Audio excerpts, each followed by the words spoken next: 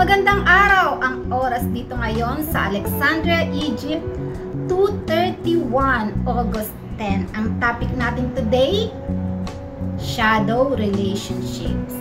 Ayan, marami na namang matatamaan, marami na namang masasaktan, pero ang purpose ng ating vlog ay para gisingin kayo at bigyan ninyo ng halaga at respeto ang inyong mga sarili.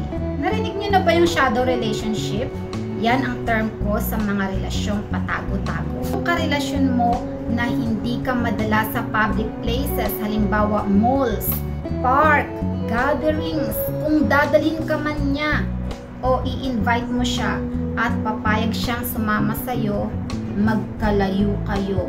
Ang laki ng distansya ninyo sa isa't isa para bang hindi kayo magkakilala. Yung karelasyon mo na lagi ka lang minimit sa mga hidden places, sa malalayong lugar, sa mga private places. Hindi naman masamang mag-meet kayo sa mga private places kasi private life nyo yan. Pero kung all through your relationship, hindi ka na experience na expose ka sa public, something's wrong. Kung lagi-lagi minimit kayo ng karelasyon ninyo sa bahay niya, lalong-lalo na kung siya lang ang nakatira doon, o kaya sa hotel, o kaya sa loob ng sasakyan niya, na nakapark sa malayo o sa madilim na lugar. Kung maraming kaibigan ang karelasyon ninyo, pero hindi man lang niya naisip na invite kayo kasama ng mga kaibigan niya, halimbawa, out of town, o clubbing, o sa small coffee shop, at hindi niya sinishare sa inyo yung pangalan ng kaibigan niya, okay lang na hindi niya share sa inyo yung contact numbers kasi syempre may jealousy doon, baka nga naman magkaroon ng third party. It's a must na isa sa mga kaibigan niya, lalong-lalo na yung tinuturing niyang best friend, na makilala mo. Yung karelasyon mong hindi makasagot sa tawag mo kapag kasama niya yung mga kaibigan niya, yung mga kapamilya niya, o yung mga colleagues niya.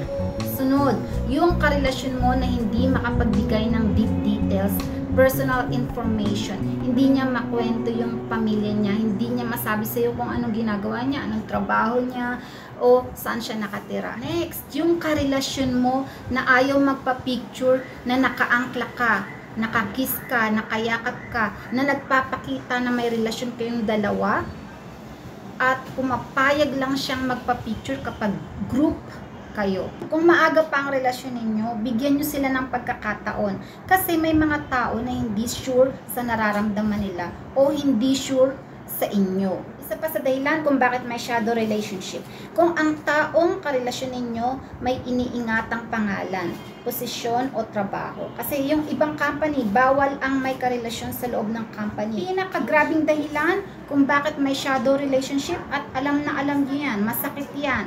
Kung ang karelasyon ninyo may ibang karelasyon o may asawa. Kasama sa definition na yan, kung ang kapartner mo bigla na lang nawawala sa mga importante, malalaking okasyon katulad ng Christmas, Ramadan, Eid, birthday niya. Hindi mo matawagan, hindi nagre-reply sa mga messages mo, bigla na lang siyang namatay. May ibang ka-celebrate. Kapag bigla siya nabuhay, nakabuo na siya ng script na sasabihin sa inyo, reason niya kung bakit siya biglang nawala, kayo naman maniniwala. Huwag ninyong i-tolerate yung ganyang klaseng relasyon. Huwag ninyong hayaang paulit-ulit na gawin sa inyo kasi kayo ang nagbibigay sa kanila ng lakas para lokohin kayo. Kung kayo may shadow relationship, ay nagbebenta, dumaan yung nagbebenta nagbebenta ng mangga. Mangga daw, mangga. Ayun. Yung pinaka-dangerous at nakakahiyang shadow relationship sa side ng babae ay yung dalhin niya sa room niya, sa accommodation niya, sa trabaho niya.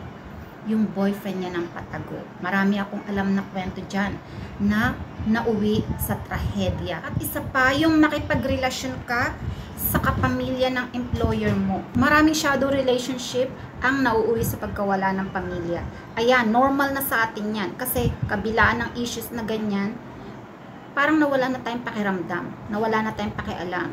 Pagkawala ng trabaho at Yung pinaka-worst, yung pagkawala ng buhay, tragedy. Alam niyo ba yung kwento ng isang Pilipina sa Abu Dhabi, nagpakamatay, tumalon siya sa building dahil na broken heart siya, iniwan na siya nung boyfriend niya na may asawa pala, pinili yung asawa. Ilang mga Pilipinang napatalsik sa trabaho at accommodation dahil nagdadala ng boyfriend na patago, lalong-lalo na kapag ibang lahi. So, hindi lang ito issue ng maliit na shadow relationship. Kaya mamili tayo, kaya tayo nakikipagrelasyon para mapuna ng taong yun yung mga gaps sa buhay natin.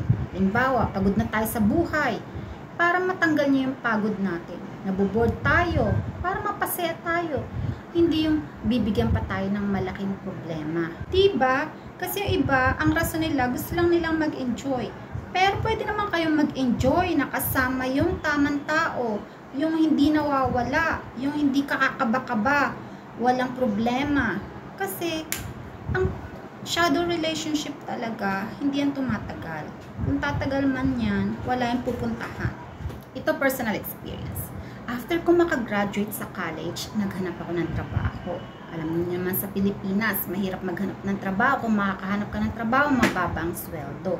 Tapos contractual pa. So natapos yung contractual ko, in-extend ako ng 1 month. Yung pagkaka-extend ko ng 1 month, ang ganda ng dating sa akin kasi may nalaman ako na yung mga kasamahan ko sa trabaho, nakakapag-abroad sila. So nag-apply ako sa agency. Kahit na ang posisyon, cashier. Nung natanggap na ako, nakalipad na ako, nakapunta na ako sa Abu Dhabi, may namit ako first day na Syrian. First time kong makakita ng gwapo. Kahit na ang daming gwapo sa paligid. Pero sa taong ito, na love at first sight ako. Pero alam niyo sa company namin, bawal ang may karelasyon. Itong taong to, naramdaman niya, napansin niya na may gusto ko sa kanya, nag-take advantage. Bata pa ako noon at bagong-bago lang ako sa Abu Dhabi. Wala pa akong 1 week. Itong mga ibang lahi, ang gustong-gusto nila, bata at bago lang. Kasi madali nilang maloko. Para sa edad ko ngayon, ang nararamdaman ko, naloko ko. Pero yung time na yon, hindi ko yung nararamdaman kasi bulag ako. In love ako. 22 years old pa lang ako noon. Para akong bata. Wala akong kamuang-muang. Hindi ako nag-iisip. Bawal nga sa company namin dahil mati-terminate ka kapag nalaman nila na may karelasyon ka dun. Lalong-lalo na kapag ibang lahi. Kahit na winarningan na kami, sige pa rin ako ng sige. Siya wala siyang problema kasi may kapatid siya doon na engineer. Kahit na tanggalin siya sa trabaho, save siya ng kapatid niya. Pero ako, wala pang kapatid doon. At mahirap sa akin maghanap ng trabaho. So nakalimutan ko yung purpose ng pag-a-approve ko. Hanggang sa pag-initan ako ng Egyptian supervisor namin. Alam nyo, yun yung dahilan kung bakit ayaw na ayaw ko ng Egyptian noon. Nalaman ng admin. Alam niyo naman ang mga Pilipina, chismosa, kahit nasa ibang lahi, i-chismis ka. Pinaghiwalay kami. Nilipat ako sa Notorious branch. Yung branch sa loob ng mall na napaka-busy. Ang tawag ko doon, Notorious. Kasi ang hirap ng schedule doon. Sagad-sagad ka, pagod-paguran. Pinag-initan din ako sa branch na yun. Wala pang 3 months ako doon. Tinerminate ako. Ang nag-terminate sa akin, Egyptian rin. Kaya galit na galit ako sa Egyptian noon eh. Kasi ginawan talaga nila ako ng problema. Pero kasi matigas ulo ko. Anyway, alam niyo sa UAE noon, may ban. Hindi ka makakabalik sa UAE, hindi ka makakapaghanap ulit ng trabaho kung hindi ka uuwi sa Pilipinas. So umuwi ka muna sa Pilipinas, tapos mag-antay ka ng 6 months bago ka makabalik ulit sa UAE. So ganun ang ginawa namin. Mabuti na lang tong karelasyon kong Syrian. Hindi niya ako iniwan nung time na yun. Siya yung bumili ng visa kasama yung isang naging kaibigan ko dun para makabalik ako sa UAE. Pagbalik ko sa UAE, naging maganda na yung trabaho ko, naging secretary na ako. Hindi na kami nagtatago-tago, wala na kaming shadow relationship. Ang masama, nung naging secretary ako, sinundan ako ng boyfriend ko. Gusto niya ring magtrabaho dun. So, bumalik na naman sa shadow relationship ang sitwasyon. At the end, tinanggal siya. So next, sa government company. Naghahanap sila ng Pilipinas sa licensing department sa customer service. Dahil may backup ako na kaibigan niya, nakapasa ako. After few months na naman, sinundan niya na naman ako, nag-apply siya doon. Ito talaga, ito ang pinakamalaki naming shadow relationship kasi mahirap mawala yung company na yun. Dahil malaki yung sweldo, maganda yung posisyon. Nakita nyo naman, hindi kami nag-end up together. Ang shadow relationship talaga, bihirang-bihira lang nagiging successful. And most of the time, mapapagod ka, masasaktan ka. Kaya choose your path. Para hindi naman masayang yung panahon at nararamdaman mo.